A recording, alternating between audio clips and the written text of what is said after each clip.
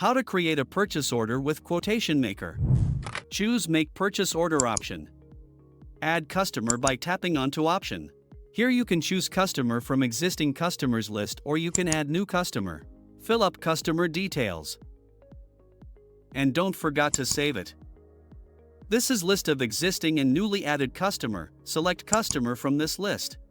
Selected customer will be displayed on final PDF. Let's select product.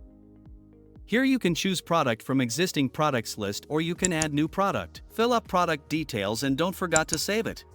This is list of existing and newly added products. Select product from this list.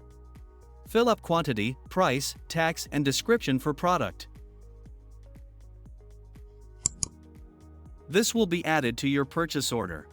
Let's add another product. Choose another product from the list and add to purchase order. Selected products will be displayed on final PDF. Let's add terms and conditions. Here you can choose terms from existing list or you can add new terms. You can select multiple terms or select all terms. Selected terms will be displayed on final PDF. Verify all details on this screen. And generate purchase order. Your professional-looking purchase order is ready.